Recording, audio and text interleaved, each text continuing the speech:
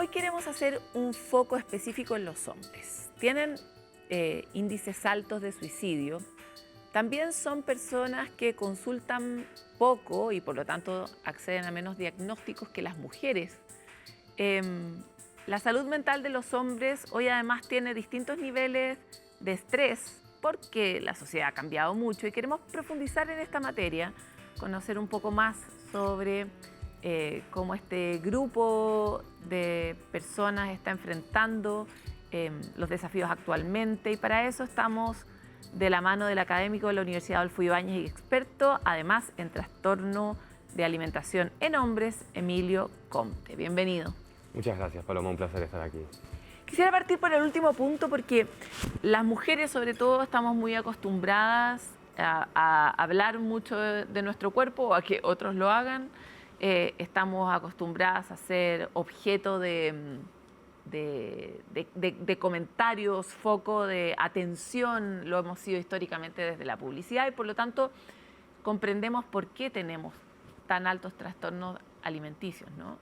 Pero nunca hablamos de los trastornos alimenticios de los hombres. ¿Qué tan prevalentes son y qué tipo de trastornos tienen? Vos sabés que yo estudio esta problemática ya hace varios años y cuando yo empecé a estudiar esto, estaba la idea de que de 10 casos de problemáticas alimentarias, uno era un caso masculino, ¿no? O sea, cada 10 totales, 9 mujeres, un hombre. Estaba esta idea, de cada 10 casos, uno era varones. Pero hace ya unos buenos años atrás, yo estaba dirigiendo un estudio epidemiológico en Buenos Aires, donde seguíamos una metodología tradicional en el estudio de trastornos alimentarios, pero agregamos todo lo que tiene que ver con preocupación por la musculatura. Y cuando incluimos lo que tiene que ver con preocupación por la musculatura y hábitos alimentarios rígidos en relación a la musculatura, esta disparidad 10-1 prácticamente desaparece. No. Prácticamente desaparece. No es que los hombres, y esto es muy importante decir, no es que los varones no tengan trastornos alimentarios formales o trastornos alimentarios tradicionales. Pero si nosotros nos ponemos a pensar, el ideal corporal femenino está tradicionalmente asociado con la delgadez, pero el ideal corporal masculino está asociado con la musculatura en líneas generales y con la fuerza. Entonces, si nosotros miramos con el lente tradicional, solo vamos a ver aquella proporción de hombres con trastornos alimentarios tradicionales, pero si incluimos en nuestra pesquisa aspectos relacionados por la musculatura, esta problemática crece exponencialmente. O sea, en el fondo lo que hicieron fue incorporar los incentivos culturales en cada uno de los géneros para poder comprender por qué podríamos estar comiendo mal, ¿no? Exactamente, sí. Además también la alteración alimentaria que yo hago para buscar la delgadez es distinta que la alteración alimentaria que yo hago para buscar musculatura. ¿Y por qué uno podría comprender? Porque la verdad, además hoy más que nunca vemos a niños chicos preocupados por el rollo de la proteína y de que cuánta proteína y cuánto músculo. Vemos a muchos niños chicos también tratando de tener mucho músculo a una edad que no deberían porque eso frena su crecimiento, ¿verdad? O sea, cuando son muy, muy pequeños se atrofian, ¿no? Y entonces, ¿cómo se comporta un hombre con trastorno alimenticio por musculatura? Mira, lo que vos decís de los niños es muy curioso. Si vos te fijás en los disfraces que los niños usan en Halloween, incluso en niños pequeños, los disfraces tienen un desarrollo muscular que difícilmente pueda ser conseguido sin una asistencia farmacológica. Entonces es como que de pequeños ya les estamos enseñando que el ideal corporal debe ser con una musculatura ya demasiado excesiva. El comportamiento alimentario desadaptativo, orientado al desarrollo de musculatura, vos bien decías, tiene privilegio de determinados macronutrientes, ¿no? Va a haber una obsesión por un interjuego entre las proteínas, los hidratos de carbono y las grasas saludables. Pero incluso no en cualquier momento del día. Va a ser el hidrato previo al ejercicio físico y la proteína posterior al ejercicio físico. También lo que empieza es, aparece el uso de suplementación, que en algunos casos pareciera ser como suplementación inocua, como podría ser la proteína y la creatina, pero después a veces esto se extiende hacia otros fármacos que o necesitan supervisión médica y no la tienen, o fármacos que se consumen en el mercado ilegal, en el mercado negro, y las personas consumen esos fármacos sin saber la conservación del fármaco, sin ningún tipo de supervisión médica. En relación a la proteína y a la creatina, también creo que se subestima el impacto que puede tener, porque puede haber algunos problemas médicos asociados a un exceso de proteína. Y además no sabes bien cómo está fabricado ese suplemento. La mayoría de las veces no leemos la letra chica y muchos suplementos vienen con otras cosas. Es que eso es muy cierto lo que decís. Incluso muchos suplementos tienen adentro, se ha observado en Estados Unidos, principalmente investigaciones que han encontrado suplementación más riesgosa del tipo esteroides en suplementos que se venden ahí en venta libre. Emilio, pero me encantaría entrar o sea, como madre de un niño, de 2 niños, me preocupa mucho la pregunta respecto de cuándo una conducta tiene riesgo, porque cuando uno identifica una conducta de riesgo alimentario en una niña, empiezas a ver ciertas cosas, por ejemplo, no sé, pues ciertos atracones, o que adelgaza mucho, o que está totalmente obsesionada con comer unas cosas y otras no. ¿Cuándo una conducta que en teoría uno debería celebrar, que es de cuidarte, de tener un cuidado con tu comida, etcétera, debería empezar a preocuparnos, tanto si nosotros mismos la estamos ejerciendo y somos hombres, o si vemos que nuestro hijo está en esa práctica? Mira, lo que mencionás es clave. Hoy tenemos el ojo muy afilado en identificar problemáticas alimentarias tempranamente en mujeres. Incluso en los colegios, las escuelas, ya está muy organizado para poder brindar asistencia temprana. Y esto es importante porque la asistencia temprana o el pedido de ayuda temprana es uno de los mejores indicadores de éxito terapéutico. ¿Qué es lo que pasa con los varones? Hoy vos pensás que no tenemos ni siquiera un nombre claro a la problemática alimentaria orientada a la musculatura. Originalmente se lo reconoció como anorexia inversa, pero después se lo reconoció como dismorfia muscular. Y sin entrar mucho en tecnicismos, estos son términos que no están muy extendidos y tampoco están extendidos en la comunidad de profesionales de la salud o en la comunidad educativa. Y además, la práctica orientada a la musculatura muchas veces parecen hábitos saludables, porque estamos hablando de un ejercicio físico, que el ejercicio físico tiene muchas bondades, y también estamos hablando del cuidado en la alimentación, y es verdad que comer alimentos preparados en casa es mucho más beneficioso que comer alimentos multiprocesados, ¿no? Ahora, el problema es cuando una práctica saludable como el ejercicio físico y la comida preparada en casa pasa a ser un factor de riesgo, ¿no? Y acá principalmente te diría es cuando nosotros observamos dos aspectos que son claves. Uno que tiene que ver con la rigidez. Solo puedo comer esta comida y no me corro de esta comida. No hay y si flexibilidad. No es, exactamente, la falta de flexibilidad en los alimentos y también el deterioro funcional. Cuando las personas empiezan a abandonar actividades que tienen que ver con mi propio desarrollo. Sin duda el ejercicio físico es altamente recomendable, pero también es altamente recomendable la vida social, el encuentro con amigos. O sea, cuando lo único que hago son ejercicios. Cuando lo único que hago son ejercicios, cuando empiezo a suspender mis actividades por ejercicios, cuando empiezo a desatender mis responsabilidades por el ejercicio o por poder proveerme de esta dieta estricta. Y también, si me permitís, cuando es una conducta adictiva en el fondo. Empieza a ser una conducta adictiva, empieza a ser una conducta, te diría, compulsiva. Más que adictiva es una cuestión de compulsión, algo que no puedo frenar, no puedo evitar hacer. Y si un día lo dejo de hacer, convivo ese día con un nivel de angustia muy grande. Acá hay dos cosas que habría que tener en cuenta muy importantes. Uno es, como te digo, hay cierta suplementación que en niveles adecuados es hasta recomendable. El problema es cuando uno se escapa de esa suplementación que uno puede conseguir de venta libre y va a buscar... Cualquier mercado negro es un indicador de algo malo, ¿verdad? Cualquier mercado negro es un indicador de severidad y sobre todo también cuando uno hace mucho ejercicio físico está expuesto a tener lesiones. Y frente a la lesión, uno tiene o que interrumpir la actividad física o que bajar la intensidad. Y en estos casos, interrumpir la actividad física o bajar la intensidad se lo ve como una amenaza. Voy a frenar mi progreso. Entonces, si hay rigidez, si hay deterioro funcional, si estoy consumiendo suplementos fuera de los canales formales y si frente a las lesiones no puedo bajar la intensidad o interrumpir para cuidarme y recuperarme y volver a la actividad física, esos son indicadores de que uno necesita ayuda.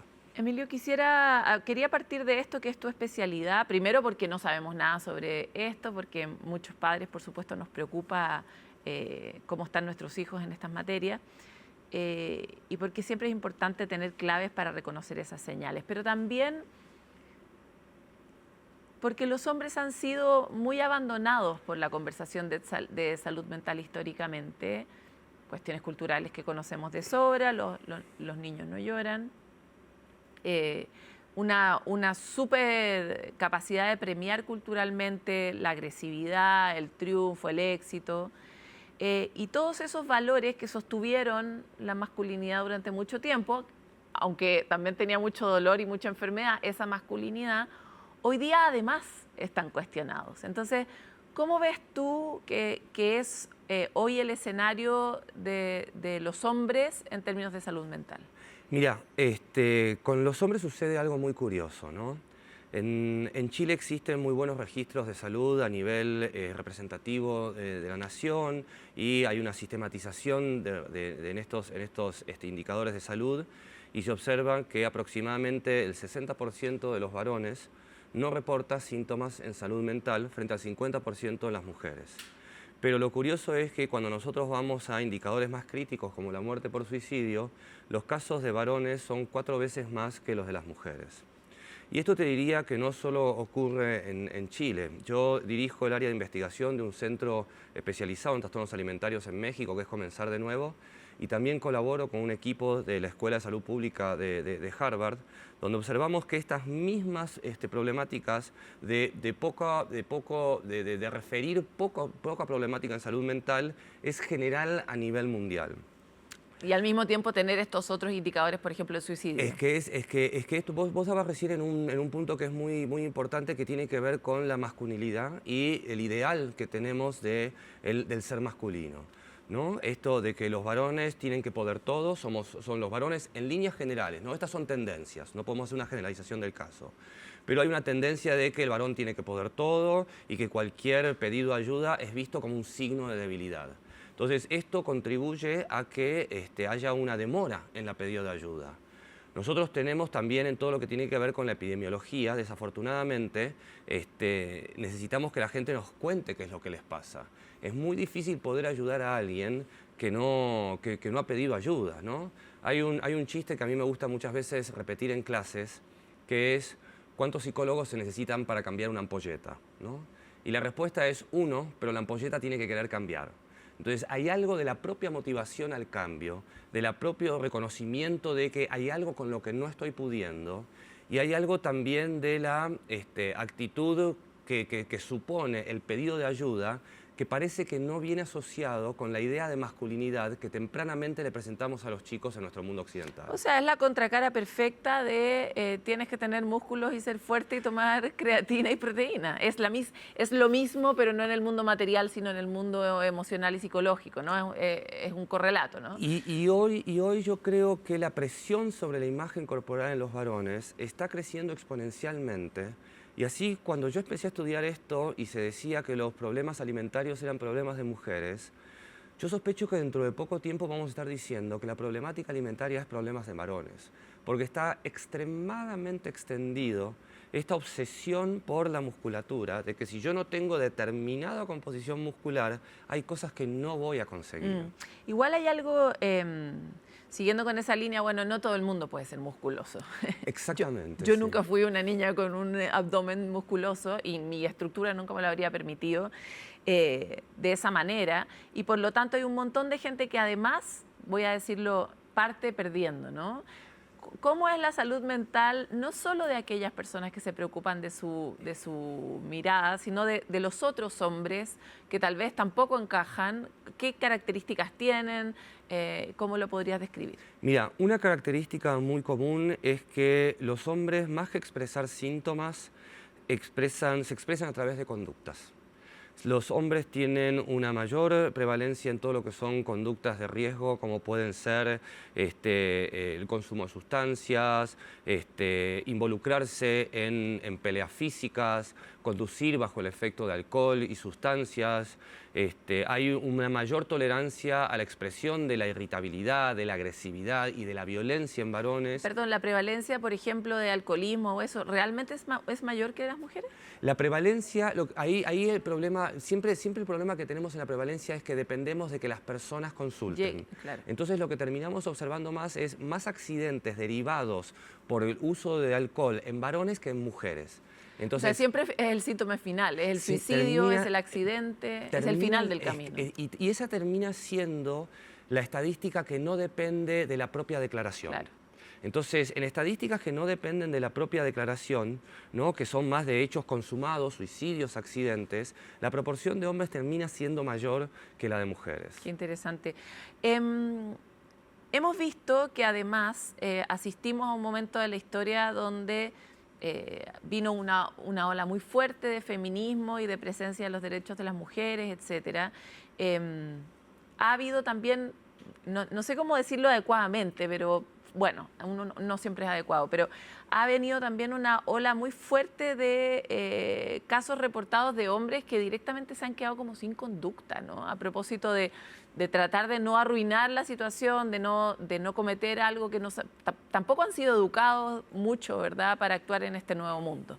Entonces hay una sensación como de anomia, de quedarse sin conducta, de sentirse en jóvenes se escucha mucho esta sensación de tener miedo de no saber qué hacer. Entonces, cuéntanos un poco cómo se ve eso también a lo largo de la edad, cómo lo reciben los mayores y los más pequeños. Mira, en ese sentido, los chicos más jóvenes, en líneas generales, están un poco más abiertos a revisar su propia masculinidad, ¿no? Las personas, a medida que crecemos, ¿no? Uno podría decir que en edades tempranas y en la adolescencia uno puede ser un poquito más rígido, con la madurez viene cierto grado de flexibilidad, pero otra vez que pasan los años quizás parecería que volvemos un poquito a esa rigidez. Hay hombres de generaciones más jóvenes que ya han convivido con un discurso feminista más incorporado, ¿no?, más de reconocimiento de la mujer en todo su derecho. También existen hombres de edades más grandes, yo estoy cercano a los 50 años, ¿no? Entonces ya hombres de mi edad o incluso más grandes, como vos bien decías, está esta anomia que no saben cómo comportarse como una mujer, no saben dónde está el límite, dónde pasa de la seducción al acoso. Creo que quizás ahí también faltan referentes masculinos en los cuales se pueda pensar una nueva masculinidad que incluya también un respeto por la mujer y por sus derechos, ¿no? Vas a encontrarte algunos hombres que están abiertos a revisar su masculinidad, pero no saben dónde buscar. No saben dónde buscar, creo que carecemos de referentes claros, pero también tenemos algunos hombres que se sienten amenazados frente al avance de la mujer, ¿no? Creo que todavía como sociedad nos queda mucho para conversar. Pasa que los cambios sociales son lentos y la vida de las personas pasa en el momento, ¿no? Entonces creo que estamos en un momento de crisis en la identidad masculina, porque esta cuestión de todo lo puedo, todo lo debo poder y lo tengo que hacer exitosamente, lleva a la gran mayoría de los hombres a un gran sufrimiento que se da en silencio. Volviendo a este estudio que yo te contaba en Argentina, cuando incluíamos aspectos relacionados con la musculatura, la paridad varones y mujeres se equiparaba. Entonces tenemos un montón de varones que están sufriendo en temas alimentarios, pero un montón de otros temas que como declararlo implica debilidad, entonces no lo mencionan. Entonces hoy hay una necesidad de poder encontrar quizás referentes en los cuales los hombres puedan sentirse cómodos en su masculinidad y que la masculinidad incluso incluya el pedido de ayuda, no ver pedido de ayuda como una debilidad. Yo muchas veces le menciono a pacientes míos o incluso alumnos en el programa de magíster que dirijo en la universidad, que el pedido de ayuda muchas veces es la actitud inteligente frente a un problema. Me encantaría avanzar hacia dos puntos, nos va quedando muy poco tiempo, pero tratemos. El primero es que ha habido últimamente estudios, reportes de un nuevo tipo de hombre, ¿no? En Netflix podemos ver estos documentales sobre la manósfera, que es una población completa que está empezando a vivir una serie de cambios en sus circunstancias. Hombres entre 20 y 40 años que se están quedando con menos trabajos también a propósito de la automatización. Mujeres que están avanzando mucho más, por ejemplo, en las carreras profesionales y también están ocupando cargos que nunca habían ocupado, en jefaturas, en directorios, etcétera. Como los cargos son limitados, eso también hace que compitan más con hombres. Hombres que tienen mucha dificultad, criados muy en el mundo digital, que tienen mucha dificultad para entablar una relación persona a persona. Hombres que tienen más relaciones virtuales a través de Roblox, a través de los videojuegos, que en el mundo real. Y que van acumulando un problema enorme de relación con las mujeres, mucho enojo, mucha frustración y se vuelven personas además muy violentas. ¿Has empezado a ver eso en el mundo de la clínica, por ejemplo, como un fenómeno? Mira, hoy vos mencionás algo que tiene que ver con la tecnología. La tecnología está avanzando a niveles muy impresionantes, muy rápidos, y van a suponer unos cambios en la sociedad que no sé si tenemos la capacidad de anticipar. Hoy se observa que hay un privilegio por la recompensa inmediata y no un invertir más en la recompensa que viene más a largo plazo. La recompensa inmediata tiene unas características de que es muy intensa y que es efímera. Y la recompensa a largo plazo supone algunas capacidades como todo lo que es el diseñar proyectos y sostenerlos, tolerar la frustración, capacidades que se ven un poco frustradas en esta inmediatez en la que nosotros tenemos actualmente. Sí creo que toda la automatización de los trabajos pone a los varones en un lugar en el cual todavía no sabemos bien qué es lo que va a suceder. Sí existen muchas problemáticas asociadas que tienen que ver con esto. Vos recién decías, no saben cómo relacionarse con las mujeres. Empieza a generarse mucha ansiedad social. Hay un tema que a mí me resulta de gran interés que habría que empezar a estudiar, que tiene que ver con el consumo de pornografía muy tempranamente en chicos jóvenes que acceden desde sus dispositivos móviles a cualquier momento, a cualquier edad, que les hacen creer también que un desempeño sexual es el desempeño que ven en esos videos. Esos videos están editados, son modelos, a veces un video que puede durar unos minutos tomó varias semanas en producirse, pero se termina armando una representación de cómo debería ser el desempeño mío, ¿no? en la conducta sexual, el desempeño sobre todo en chicos jóvenes en la conducta sexual. Y cuando ellos llegan a esos momentos de intimidad, no encuentran que no tienen esos desempeños. Entonces muchas veces evitan la exposición por una forma de poder regular la ansiedad que les genera, cómo me voy a desempeñar en un contexto íntimo si yo no tengo el rendimiento o la apariencia física que tienen los modelos que yo veo en este tipo de videos. También es un aspecto muy interesante que cada vez se conversa más y yo creo que necesitamos hacer más investigaciones en esa dirección, tiene que ver con el juego patológico y con todo lo que son las apuestas online. Adicciones también. Es que vuelta te menciono esto de la recompensa inmediata, ¿no? La recompensa inmediata que me trae gran satisfacción y que es de una gran intensidad. Entonces hay una especie Pero se evapora rápido también. Se evapora rápido, es esto de que es muy efímera. Y poder conseguir aquellas cosas que a mí me dan una gratificación más estable implicaría que yo me involucre en procesos complejos que pareciera que no son los que están estimulados por la tecnología. Sí, yo creo que la tienen bien complicada en general las personas, porque la tecnología nos está afectando a todos, pero es interesante hacer un doble clic en los hombres y quisiera llevarte a un lugar de esperanza. Porque si no, nosotros no tenemos ningún sentido de existir y aquí hay que cumplir el propósito de Sanamente, que es entregar herramientas concretas. Hombres, de verdad se nos acabó el tiempo, pero en cortito. Si nosotros creemos que nuestros hijos están en problemas, ¿qué sugieres? Si eres un hombre y estás escuchando esta entrevista y crees estar en problemas en alguno de los ámbitos que hemos hablado, ¿qué sugieres? ¿O qué espacios podrían ser un refugio para el nuevo tiempo de ser hombre? Mira, considera la ayuda como la actitud inteligente. La ayuda nos permite acceder a todo lo que tiene que ver con las intervenciones tempranas y siempre es más fácil resolver un problema antes de que este problema sea una catástrofe. Pedir ayuda ante cualquier sospecha. Pedir ayuda ante cualquier sospecha y entender que el pedido de ayuda es la actitud inteligente. Entender que en los varones muchas veces lo que tenemos que observar es el cambio en la conducta. Las familias, mi sugerencia es más escuchar, no, porque enseguida vemos algo y ya tenemos una idea, entonces nos quedamos con esta idea. Escuchar, preguntar, ¿no? Escuchar la versión que tiene nuestro hijo, nuestro familiar más cercano. Esto que te mencionaba recién, estar atentos a cambios en la conducta. Estar atento al cambio en la conducta. Y también poder llegar a ayuda profesional.